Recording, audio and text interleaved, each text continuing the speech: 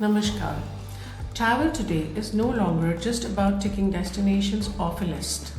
It's about stories, meaning, and experiencing places that still feel untouched by time.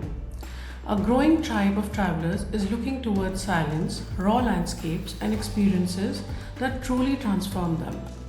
Today, we are diving into one of the most remote and awe inspiring destinations on the earth. Can you make a guess? Yes, it's Antarctica. We are joined by Antarctica 21 pioneers in making the white continent accessible while keeping sustainability and responsibility at the core. Please welcome today's guest, Mr. Yuan Cristobal. He is the Senior Commercial Director for Antarctica 21.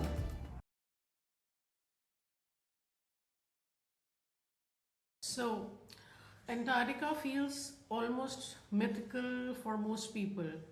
What do you think is driving this sudden curiosity and demand for traveling to such untouched parts of the world?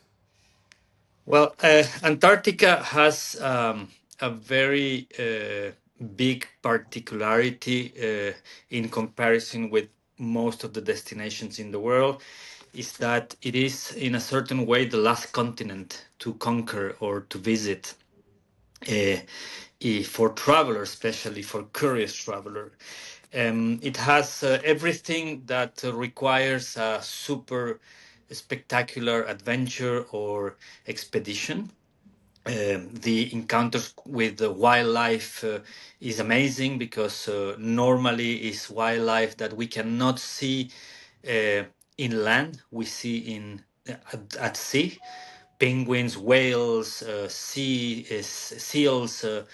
All of this wildlife are only seen on by sea. So it's require a certain expertise to to show to the travelers this amazing wildlife, which is fully an experience. So that said, I think Antarctica is needs to be somehow thought about an icy safari, and for that you need to choose pretty well which is going to be your operator, because it is important to travelers to have this experience they are looking for. Perfect. So, a lot of people think when they talk about Antarctica, it's just ice and snow, but they actually don't know what are the experiences actually which are unheard of, and they don't believe that these experiences are going to be there when they actually go. And first of all, I need to thank you. My clients had wonderful time. The couple had amazing time, and they have all good things to talk about. So it was a very good feedback from them. So thank you for that. No, So, thank you. yeah, and the special day which you created for them, they loved it for their anniversary. So, and it was very last minute, which I gave you this, that they have their anniversary, and we didn't inform you earlier, but it was superb. They had a blast. They have a lot of memories and a lot of pictures and videos to share. So I'll share with you too. So, and how do you see the shift from luxury being about an indulgence to access and rarity? Where does Antarctica 21 stand here? And how does it play a major role? Well, I think you start saying something very important to us is thank you for taking care about your passengers. The fact that today we are the smallest vessel sailing in Antarctica in terms of passengers allowed us exactly that, to even go beyond the taking care about the passengers. Is really how we are able to deliver an experience which is somehow designed to each one of our passengers without paying attention to the entire atmosphere on board the ship, which is extremely important. So to that we have big resources, especially the expedition staff. The expedition staff is highly trained in Antarctica. but we have also a huge number of expedition staff on board the ship, which is 13 for our 76 passengers, which allowed us to give a more enhanced experience when we are visiting different places in the White Continent. We spend more time ashore than uh, let's say other companies who have larger ships. So this provide to the passengers a bigger emotional stay in Antarctica and come back with those memories back uh, nearly non-touch because it's what we provide. So So for luxury client, it's like you think it's Antarctica 21 is perfect for luxury clients because the comfort and everything what they look for. I mean, you think it is good enough and you give more than the comfort and you are able to take care of their individual services. That's what is you know, the. no, absolutely, absolutely, absolutely. We are in the highest segment, or we're targeting the highest segment of the luxury travelers around the world. And absolutely, we are seeking to understand and taking care individual passengers are as well the entire atmosphere on board the ship when we have a full ship, no, because every passenger is different, every passenger emotions are different, but in terms of comfort, the ships are uh, provide great comfort. Nevertheless, we need to understand that what we intend to provide or mix is this finite, very fine balance into an expedition, is where we go out, we explore, we get a little bit cold or sometimes wet, and then we go back to this beautiful ship, which is sort of our luxury base camp where we're gonna have food and resources to recover and good wine and people who is nearly 24 hours dedicated to the comfort on board the ship until we go again outside in the zodiacs. One important thing related to comfort and luxury is also how we manage to provide the experience in Antarctica.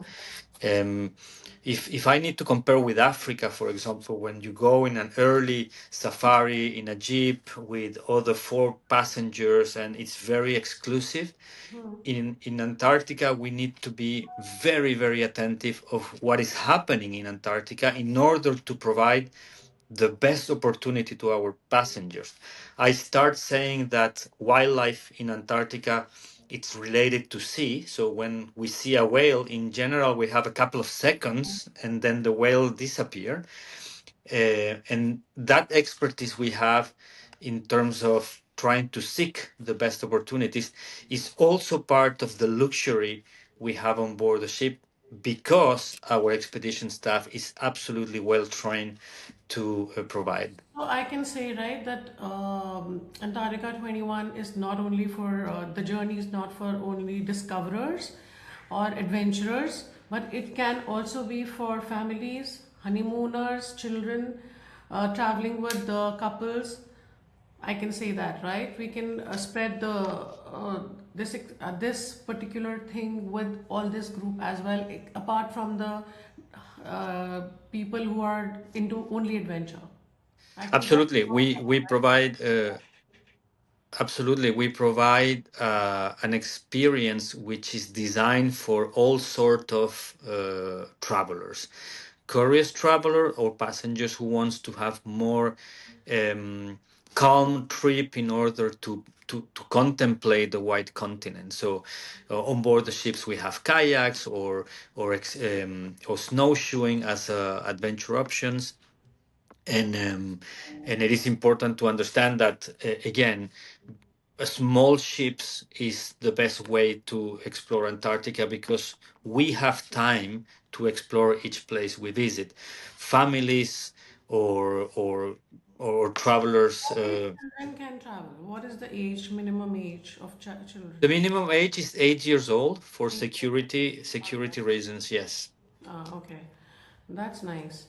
So, I heard also we are coming up, and it's a great news that we are coming up with Magnil Discoverer, the new ship in 2026. So, how do you think it's going to be very exclusive and different than all other expedition ships, like maybe companies like Cork or Royal Caribbean or other companies? How is it going to be exclusive? Well, this is a ship who has been, as well as Magellan Explorer, designed exclusively for the Antarctica 21 operation.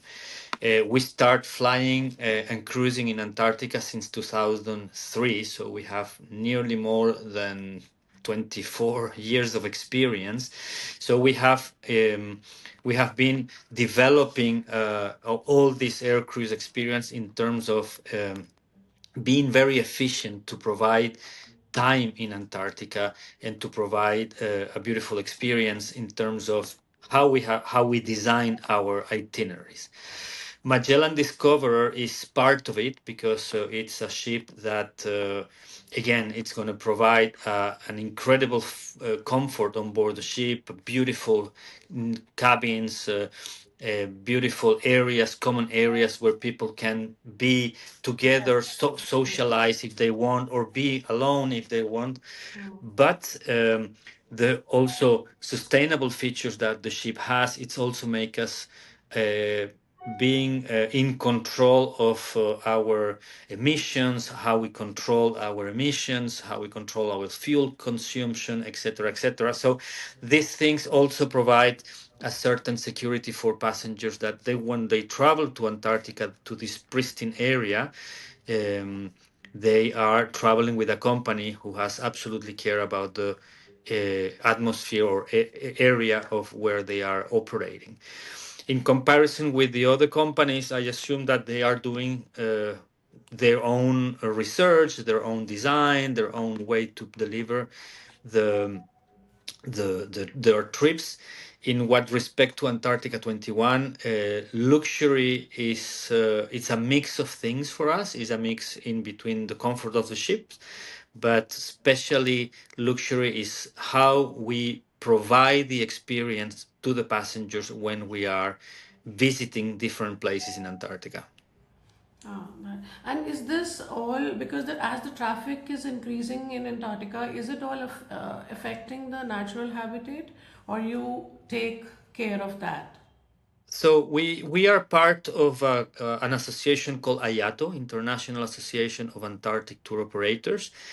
We nearly all operators are part of IATO, and this is important because it's the place where we come together to discuss about our industry, the polar Antarctic industry, and it's where we all get together to find agreements on how behave in Antarctica, on how we manage garbage, on how we manage big or larger ships versus smaller ships, And or the how we, ecosystem is taken yeah. care of. So Okay. we take care, but you are right. There is a discussion because obviously, in 20 years, nearly 20 years, the traffic to Antarctica has grown, and the interest in going to Antarctica has um, come to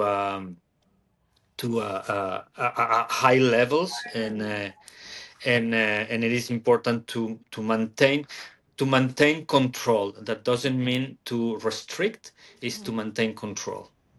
So, do you think this destination, Antarctica, is one-time destination, or clients come back second time, third time, or they come back like they want to come back more often?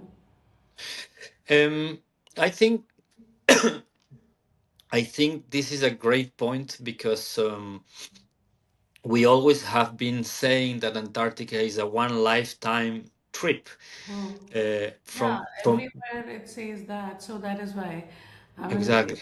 but do you think clients, after a couple of years, when they grow, get into little mid-age, or the youngsters get into mid-age, and then after that old age, would they want to come back to Antarctica again to experience?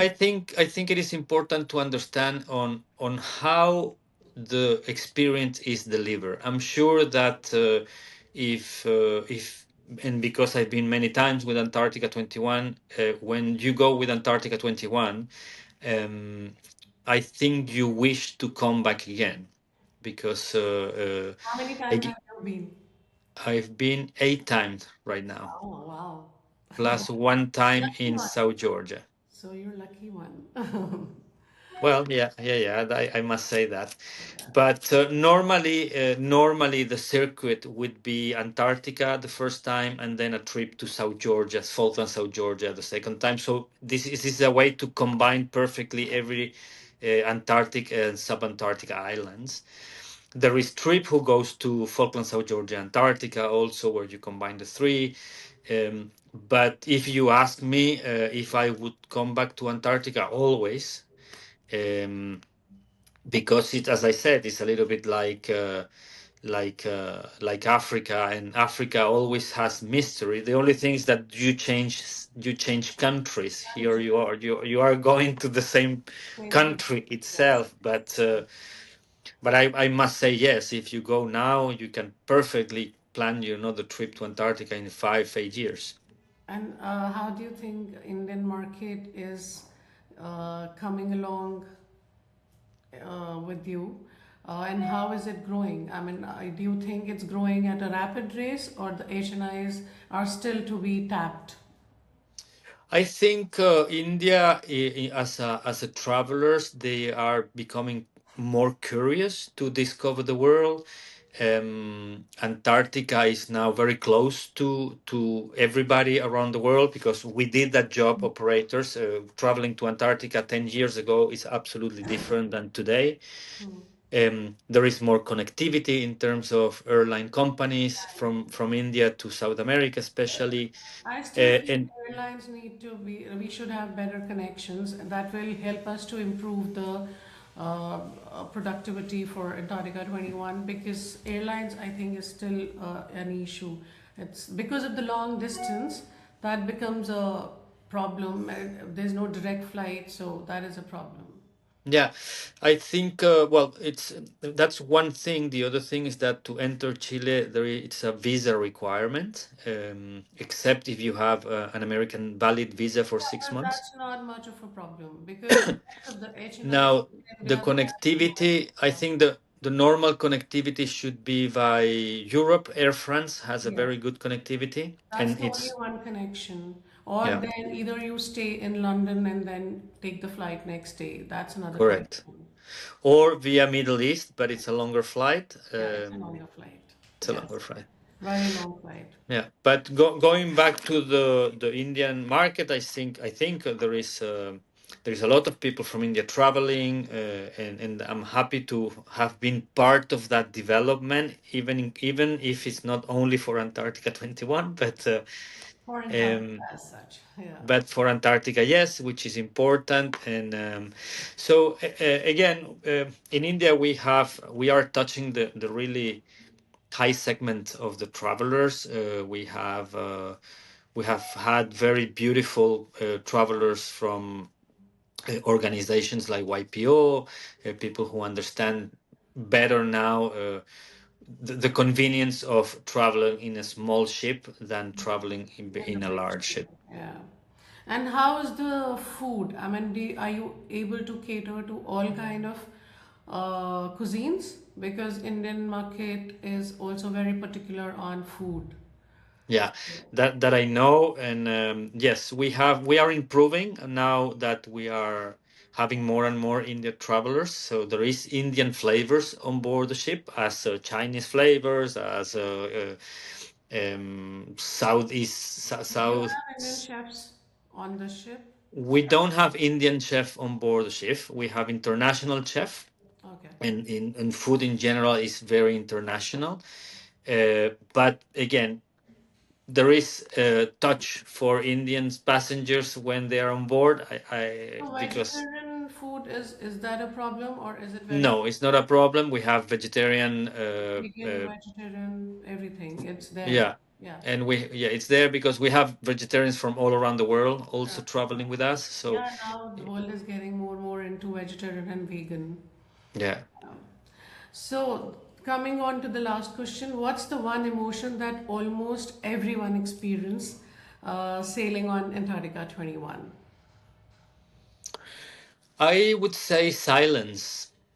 You know, silence is very important because the magnitude of where we are operating is so huge, uh, and that silence that it provides is very emotional, and it's where feelings opens then to encounters with whales or penguins. Is this feeling of sort of being in a place that we have never imagined that could exist in planet Earth.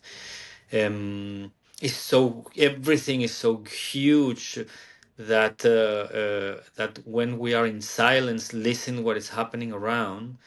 I think those feelings are very very strong. At least to me, it is my favorite moments on board the ship. In general, Um, I go to the aft of the ship, to the real the rear part of the ship, trying to be alone there with a cup of tea and have my 5 minutes of nobody, silence me with the environment and nothing else. Not trying to interpretate, not trying to see something. It's just being there for 5 minutes.